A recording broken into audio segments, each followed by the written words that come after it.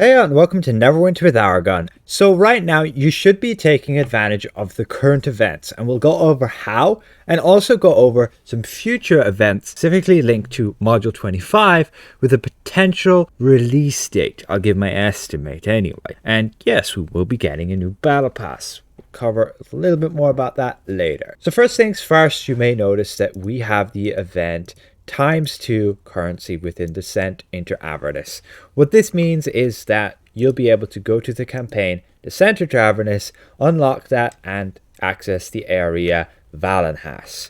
Now in here what you want to be doing is like heroic encounters. For example, like this one here, you'll have another one here which just has your Balgora and so on, and they'll drop you currency, but you also want to enter through this portal. You'll have to do a few quests to access the insurgencies. We can see in 25 minutes we'll be able to do so, and completing those insurgencies, they'll be like heroic encounters. You'll kill a bunch of enemies and then you'll move on to the next insurgency, and you can chain a series of them together, and each of them will drop you like 200 of this currency. And what you do with that is you buy these surprise bags, these Juma surprise bags, and what they can drop you is random mounts and companions. I'll show a drop rates table in just a sec, but just opening them, you can see we get like a halfling wayward wizard, or we get 20 companion tokens, an abyssal chicken vanity pet, and 5 preservation wards. Wasn't so bad.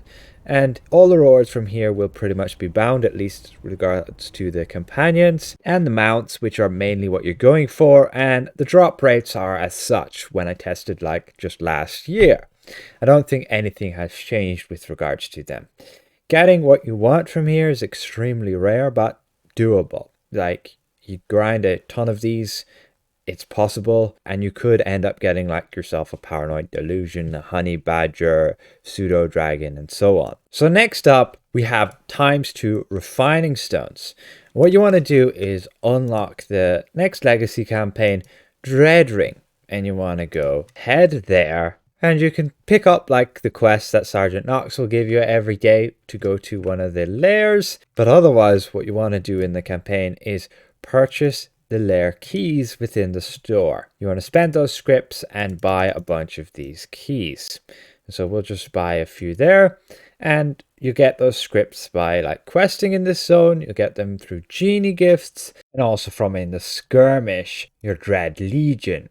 And there will be a ×2 events where you can get twice as much of this currency during 1 week. So that's the time when you want to farm this. But once you have like your lair keys, you could also craft your gauntlet over here by the anvil if you have progressed that far in the campaign to be able to craft that gauntlet. Now the most important thing about this place in Dreadring is that you look at the schedule, the time, and you can see that here.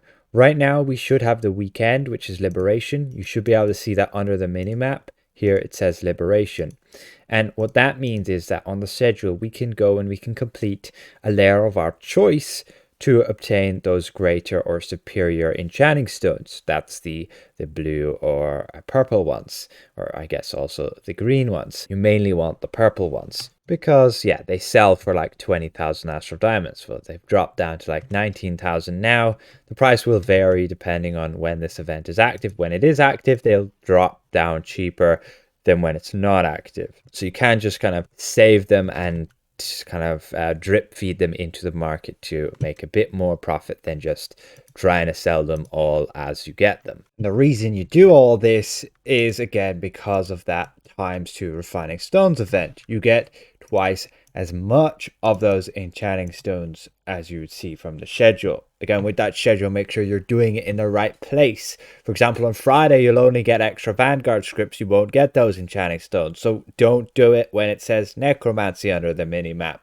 Or don't do it when it says Monday with Necromancy again.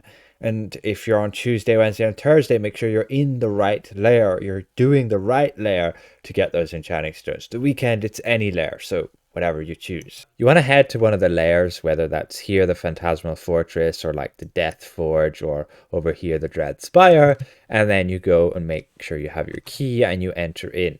Now, I like to go with a bunch of movement speed here just to enable me to get through this quicker, because you might be repeating these a lot, really, a lot. Depends how serious you are, but like within an hour, you can maybe get like 20 plus of those enchanting stones. So you can get a decent haul of astral diamonds worth. And so we just kill these guys, move on into the next area. We can mount up just for a short period here. Yeah, and then we can go teleport to the next group, kill them, and then we're continuing on. So we have our movement speed there, and I have that set to like 77%.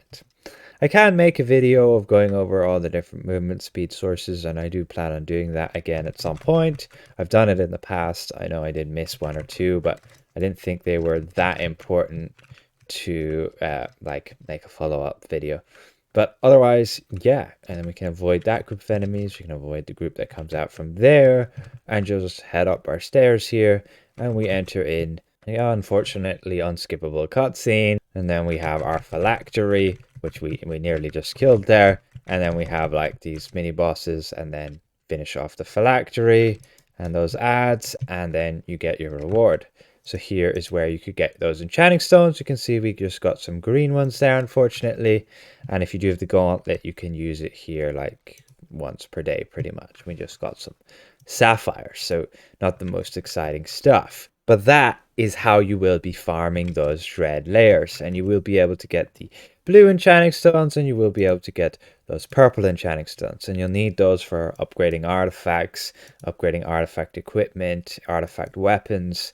And so they are pretty sought after. And so they will sell. And that's pretty much it for this event. Yes, you have bonus RP, but I wouldn't worry about it. Just play the game as you normally do, and you might get some extra preservation words from there. But now we jump over to module 25 with the preview server.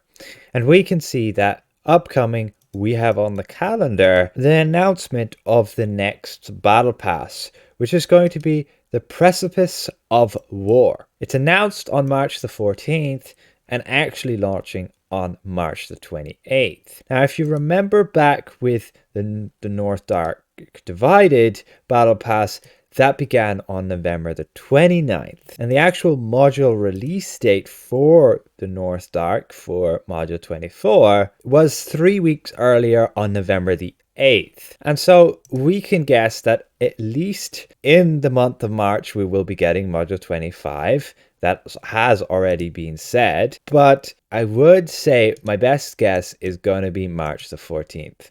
Now, what this battle pass requires us to do is not heroic encounters this time as an additional progress method, but Menzer Baranzan lockdown encounters. And this is a new mechanic within this new area, new zone, where you have to fight these mini bosses, these drow captains. You can see them walking around on the map just there, like this is one of them. But there are 5 of them that spawn in your area, and you can see that under the mini map. This is your bar. If you kill one, the bar goes down, and kill all 5, and then it's gone, and it goes back out of lockdown. Right now, lockdown is active.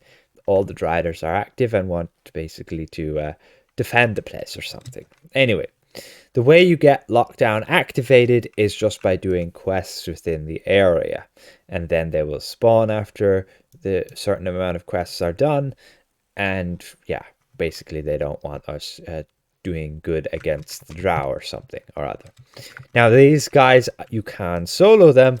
They're not the easiest. They take me about 3-4 minutes to do so, but it's doable, and I have to kind of solo them here for the currency. And so that will be the main event within the next module, something that's going to also help progress with the battle pass. So there we go. You beat him and you get your reward.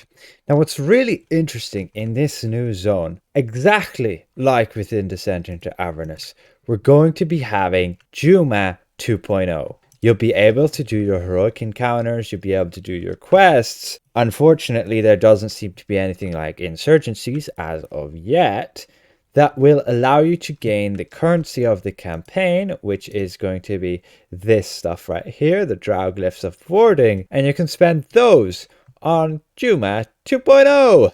Yeah, he's here in the new zone for module 25. I think this is really good. Now you will have a lot of other things to spend this resource on, so I'm not going to do it right now. But you can see it should be able to drop you some rare gears, some companions, mounts, and vanity items. I will have to test out again at some point. I'm hoping the devs will give me the ability to claim multiple amounts of this resource without having to do a whole bunch of grinding, because it's such a pain already. And then I could test out like I've done with like Juma bags back in Valenhas with regards to the rewards and the drop rates and so on. Otherwise, I will wait for module 25 to launch. Then I will grind a shit ton of that currency on a character, and I'll go like, we'll get 5,000. That's annoying. Caps 5,000. And just buy then a bunch of those bags, open them, and we'll see what kind of drops we're getting. But for now, I'm going to have to leave it at that. Again, make sure you're making the most of like Dread Ring, those layer farming for the enchanting stones. If you're still progressing and miss some of those enchanting stones, there's always new artifacts coming down the road, and it can be useful to have the currency to be able to upgrade them for, I guess, free. Preservation wards, they're much harder to get outside of like the Winter Festival or the Gond event, but alas, hopefully I present this well. A special thank you to all of these channel members for their continued support, and we'll see you guys around. Goodbye for now.